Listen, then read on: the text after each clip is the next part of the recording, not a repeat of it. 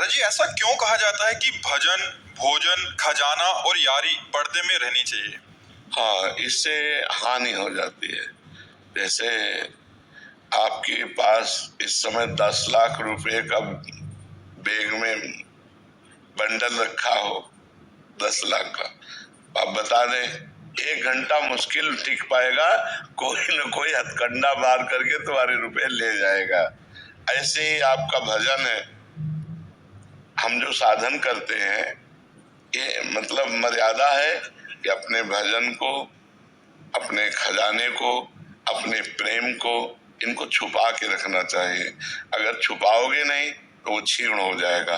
अपने इष्ट प्रेम को छुपाना चाहिए। जितना ज्ञान विज्ञान अनुभव छुपाओगे उतना ही बढ़ेगा, और जितना प्रकाशित कर दोगे उतना क्षीण हो जाएगा। ये तो हमारा अनुभव है कि अपने साधन को गुप्त रखना चाहिए, अपनी दिनचर्या को प्रकाशित नहीं करना चाहिए। यदि प्रकाशित कर दोगे पक्का 100% छूट जाएगी, 100% छूट जाएगी। ये विश्वास, मतलब एक बार नहीं कई बार अनुभव की, जैसे प्रेम में आकर के बता दिया उसमें विघ्न पड़ गए। मतलब ये बिल्कुल विश्वास करो, आप अपना जो भजन करते हैं कभी कोई जान न पावे, आपकी पवित्र दिनचर्या न जान पावे, तभी बात बनेगी। जैसे आप अपने धन को छुपाते हैं, ऐसे भजन को छुपाना चाहिए, प्रेम को छुपाना चाहिए। किसका प्रश्न है, तो समझ पा रहे हैं आप जी? आदर्श सिंह जी, लखनऊ से।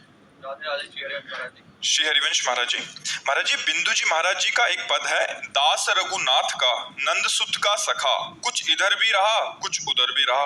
महाराज जी, मेरी भी स्थिति कुछ ऐसी ही है। महाराज जी, मैं सीताराम जी के चरणों के प्रति अनन्य होना चाहता हूँ। क्या इससे मेरी अनन्यता पर कोई फर्क पड़ेगा, जबकि हृदय में श्री जी और सियाराम में कोई भेद नहीं? तुलसीदास जी महाराज विनय पत्रिका भी लिखते हैं और श्री कृष्ण गीतावली भी लिखते हैं।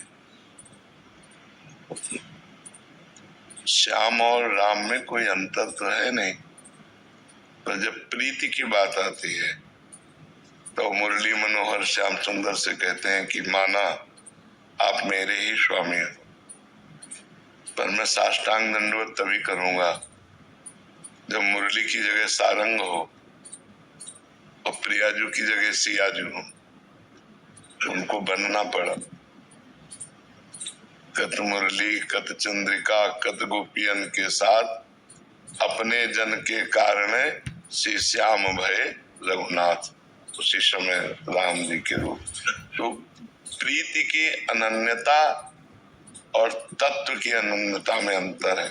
तत्व में वही है सब, लेकिन प्रेम में जिस रूप में हम प्यार करें उसी रूप में संपूर्ण प्यार करें। राम रूप में प्यार करें तो वही श्याम है, वही नरसिंह है, वही वामन है, वही तो अवतार लेते हैं। पर हम प्रीति राम जी के रूप में करें। श्याम जी से प्रीति करें तो श्याम जी से करें। एक जगह मन है, या जो एक मन बहुत ठौर करी कहीं कौने सच उपायो। ये एक मन बहुत जगह नहीं लग सकता, एक जगह ही लगाओ। तो मन को समेटो और राम रूप में लगाओ या श्याम रूप में लगाओ, वो एक ही है। इससे आनंद होगी। सोहम गोयल जी, मुंबई से। महाराज जी, मेरा सवाल है कि हमें भगवान दिखते क्यों नहीं महाराज जी? इन नेत्रों की क्षमता नहीं है। ये जो नेत्र बने हैं ये त्रिगुण माया से बने हैं। ये तीन ही देख सकते हैं, सतोगुण रजोगुण तमोगुण। और सतोगुण रजोगुण तमोगुण से बनी हुई वस्तुएं देख सकते हैं। देखो, अंदर की जो वृत्तियां हैं हम उन्हीं को नहीं देख पाते जब तक एकाग्र नहीं होते। मन को, बुद्धि को, चित्त को। अभी तो बच्चा है, लेकिन उसका प्रश्न बहुत बढ़िया है, इसलिए सबके लिए भगवान है पर दिखते क्यों नहीं, ये तो सबकी बात है ना। तो जब तक हमारे नेत्रों में प्रेम नेत्र नहीं आएंगे तब तक हम भगवान को नहीं देख सकते। जो हमारे हृदय में प्रेम नेत्र हैं वो जब खुलते हैं तो इन्हीं नेत्रों में उनका प्रकाश होता है। और इन्हीं नयनन सब सुख देखे, अपनों जन्म सुफल कर लेखे। इन्हीं नेत्रों से फिर वो देख पाते हैं, क्योंकि इन नेत्रों में प्रेम नेत्र प्रकाशित हो जाते हैं। जैसे विराट रूप देखने के लिए भगवान ने अर्जुन की दृष्टि में दिव्य दृष्टि दी, तो विराट रूप देख पाए। श्री कृष्ण रूप तो बराबर देख रहे थे, लेकिन विराट रूप देखने के लिए भगवान ने दिव्य दृष्टि दी। ऐसे ही सर्वत्र भगवान विराजमान है, सबके हृदय में भगवान विराजमान है। जब तक हमारे हृदय में प्रेम नहीं होगा तब तक हम नहीं देख पाएंगे। प्रेम से प्रकट होए मैं जाना, हरि व्यापक सर्वत्र समाना, प्रेम ते प्रकट होए मैं जाना। जब तक प्रेम नहीं है तब तक भगवान का दर्शन नहीं हो सकता। जब तक ज्ञान नेत्र नहीं तब तक तत्व दर्शन नहीं हो सकता। तो प्रेम का प्रादुर्भाव तब होता है जब खूब नाम जप करे। तो हम नाम जप करते हो और नाम जप करो, ठीक है? फिर भगवान जी आपसे आके हाथ मिला लेंगे ऐसे आके, ठीक है? तैयार रहना, खूब नाम जप करो जी। चांदनी जी दिल्ली से। महाराज जी, हमारे पिछले कर्म हमारे वर्तमान और भविष्य को कैसे प्रभावित करते हैं? क्या पिछले अच्छे कर्म वर्तमान में कुछ हमें अच्छा देके जाते हैं? हाँ, या वर्तमान में क्यों आओ अच्छा कर्म? वर्तमान का अच्छा कर्म तत्काल तो शांति देगा, लेकिन परिणाम आगे देगा। तत्काल फल नहीं मिलता है। नहीं तो अच्छे कर्म करने वाले दुखी देखे जाते हैं, बुरे कर्म करने वाले कहीं कहीं सुखी देखे जाते हैं। तो वर्तमान में वो बुरा कर रहा है तो उसका परिणाम भविष्य बुरा होगा। वर्तमान में भला कर रहा है तो उसका परिणाम भविष्य अच्छा होगा। वो हो सकता है अगले जन्म में मिले, लेकिन अभी वर्तमान में जो हमें भोगने को मिलेगा वो पूर्व कर्म का मिलेगा। हम बुरा करें या भला करें उसका कोई परिणाम अभी नहीं मिलेगा, अभी हमें पूर्व का मिलेगा। अब उसका परिणाम ये मिलेगा, अच्छा करेंगे तो अभी हृदय में शीतलता होगी, बुरा करेंगे तो हृदय हमारा जलेगा, लेकिन कर्म का परिणाम आगे प्राप्त होगा। हमारा शरीर जब रचा गया तो दो कर्मों से रचा गया, पाप और पुण्य। तो पूरे जीवन भर उस रचना का भोग हमें भोगना पड़ेगा। जो विधना ने लिख दिया, छठी राव के अंक, राय घटे न तिल बढ़े, रहु रे जीव निसंग। पूरे जीवन में सुख दुख का चक्र आता रहेगा। आपके आज के करने से उस पर कोई फर्क नहीं पड़ने वाला। हाँ, एक फर्क पड़ जाएगा भजन से। यदि आप भजन करोगे, भगवान का नाम जप करोगे, तो आपके अशुभ नष्ट हो जाएंगे, पाप नष्ट हो जाएंगे, प्रारब्ध को सहने की सामर्थ्य मिलेगी और आप आगे निकल जाएंगे। नहीं तो अगर भजन से वो कटता नहीं तो भगवत प्राप्ति और मोक्ष किसी का होता ही नहीं, क्योंकि अनेक जन्मों के कर्म तो हमें बार बार जन्म मरण में ले जाते। तो भजन से वो सब कट जाता है। एक साधन केवल है, नाम जप, भजन। जितना भजन करोगे उतना बुरे प्रारब्ध को दबाएगा, अच्छे प्रारब्ध को उभारेगा और आपके दोनों को नष्ट करके भगवत प्राप्ति करा देगा। मुकेश जी दिल्ली से। राधे राधे महाराज जी। महाराज जी, जीवन में बहुत कुछ तो ज्ञात नहीं है, जितना भी अल्प सामर्थ्य युक्त साधन करने से बदलाव और प्रकाश ना आए तो क्या करें जिससे उत्साह और प्रकाश आनंद आए? उसी साधन को और बढ़ाता जाए। जो साधन पकड़े पर वो साधन शास्त्र सम्मत होना चाहिए, संतों द्वारा सेवित होना चाहिए, मनमानी नहीं होना चाहिए, नहीं तो उस पर विश्वास नहीं है। जैसे गुरु परंपरा युक्त सिद्ध मंत्र होना चाहिए, गुरु परंपरा युक्त साधना होनी चाहिए। तो जब हम साधना करें तो हमें कोई अनुभव ना हो तो भी हमें करते रहना चाहिए। जैसे हम कई दिन के भूखे हैं और हम एक कवल खाएं तो कुछ अनुभव नहीं होता, 2-4 कवल खाएं तो अनुभव नहीं होता। जब आधा पेट हो जाता है तब स्वाद आता है भोजन में। नहीं, आधा पेट तो भरना ही होता है जल्दी जल्दी। ऐसे ही हम अनंत जन्मों में दुष्कर्म हुए हैं, अनंत जन्मों में पाप हुए हैं।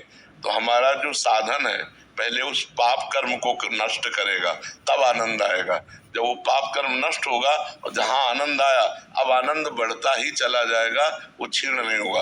हो सकता है 10 वर्ष साधना करने पर नष्ट हो सकता है 10 महीने में नष्ट हो जाए। अब आपकी साधन पद्धति कितनी जोर की है, उतने जोर का वो आक्रमण करेगा, आपके पूर्व पापों पर आक्रमण करके जब उसको विध्वंस कर देगा आपका भजन, तब आपके अंदर आनंद की अनुभूति होगी। नहीं तो 10वें वर्ष साधना करने पर हृदय जलता है, काम क्रोध आते रहते हैं, बड़ा विघ्न दिखाई देता है, वो सब कूड़ा करकट साफ कर रहा है। साधन कभी व्यर्थ नहीं जाता, क्योंकि अविनाशी का जो साधन है वो अविनाशी होता है। तो वो उसका विनाश करेगा ही करेगा। हमें धैर्य पूर्वक अपने साधन में लगे रहना चाहिए और साधन को बढ़ाते रहना चाहिए, पर साधन के विघ्नों से दूर रहे, साधन को छोड़े ना, साधन में आस्था कम न होने पावे और अन्य आचरण पाप के न बनने पावे। तो काफी समय में आपको अनुभव हो जाएगा कि हमारा साधन सफल हुआ।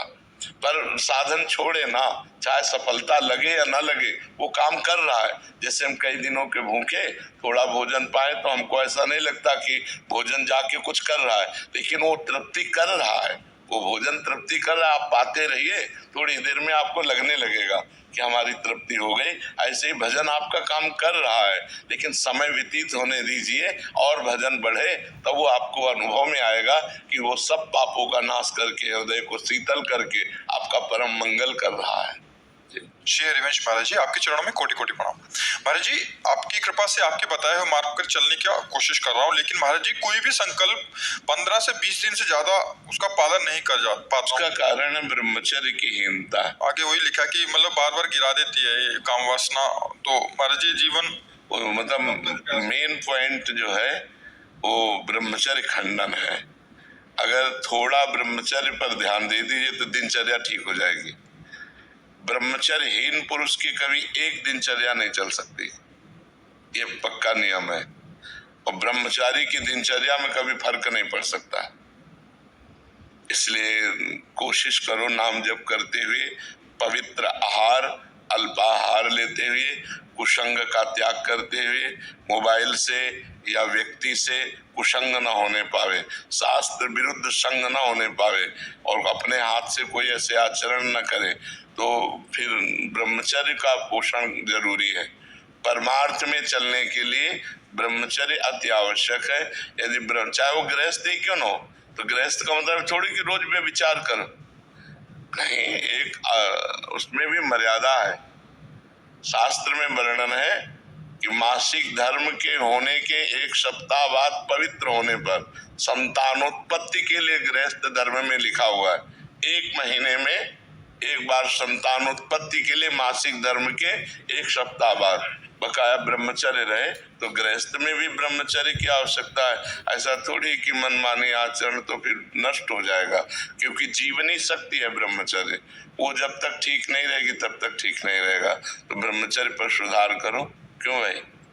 हाँ, मतलब कोशिश पूरी करते हैं महाराज, लेकिन 10 दिन एकदम अच्छे से रहेंगे। फिर कभी कभी ऐसा हो जाता है कि एक बार गलती हो जाती है, पूरा चीज हाँ हो जाता है, हो जाए, वो मन खिन्न हो जाएगा, मन हार जाएगा, जो उत्साह नहीं रह जाता। वो आपका ही नहीं, सबका होता है। तो जो हमारे उत्साह को नष्ट करे, भगवत प्राप्ति के मार्ग में उत्साहहीनता पैदा कर दे, उसके प्रति तो बुरा भाव आना चाहिए ना। धिक्कार है हमारे जीवन को, जो मैं ऐसे गिर जाता हूँ, अब नहीं गिरूंगा, फिर चलो, फिर अगर गिर जाओ तो फिर अंदर से क्लेशित हो, फिर तो एक दिन आप ऐसा आएगा क्रॉस कर जाओगे। और अगर आप हार गए तो फिर परमार्थ से भ्रष्ट कर देगा। जब हमसे गलती हो जाती है तो सीधा हमारे परमार्थ पे अटैक होता है। जो हमारी साधना चल रही होती है वो शिथिल हो जाती है, यार अब क्या करें, अब तो फेल हो गए, नहीं, हम फिर कमर कसें, फिर आगे बढ़े। 1000 बार फेल हो जाए तो 1000 बार हम प्रयास करें। ये मनुष्य जीवन को हम व्यर्थ नहीं जाने देंगे, हम इसे भगवान की प्राप्ति करा के ही रहेंगे। समझ रहे हो ना? हारो मत। जब आपका साधन आगे बढ़ जाएगा तो सब प्रपंच छूट जाएगा। अभी साधन ही लड़खड़ा रहा है, बार बार साधन टूट रहा है। 10-5 वर्ष एक रस साधन चल जाए, वही सिद्ध हो जाएगा। तो आप थोड़ी मेहनत करो, थोड़ी हिम्मत करो, थोड़ी लड़ाई लड़ो मन से, तभी आप जीत पाओगे। और नाम जप करते रहो। नाम जप करते हो? हाँ, नाम जप करते रहो और लड़ाई लड़ते रहो। ये लड़ाई बहुत बड़ी लड़ाई, पूरे विश्व को चौपट किए यही मन, पूरे विश्व को चौपट किए। मनमानी आचरण भोग बस इसी में लगाए हुए। परमार्थ ऐसे चढ़ाई पतन ऐसे है। तो चाहे जैसे जल को छोड़ो तो नीचे की तरफ सद से चला जाएगा, लेकिन ऊपर की तरफ चढ़ाना है तो यंत्र की जरूरत पड़ेगी। ऐसे ही मन को छोड़ो, भोगों में चला जाएगा, लेकिन ऊपर चढ़ाना है तो नाम और मंत्र की जरूरत पड़ेगी। जितना नाम और मंत्र जप करोगे उतना ही मन ऊर्ध्वगामी होगा, और जितना आप छोड़ दोगे उतना ही अधोगामी हो जाएगा। इसलिए खूब नाम मंत्र जप करो और शास्त्र के अनुसार जो निषेध है उसका संग मत करो। पराई बहन बेटी का संग मत करो, मोबाइल से गंदी बातें मत देखो, गंदे लोगों का संग मत करो, गंदे विचारों को अंदर जब आए तो उनको काटो नाम जप के।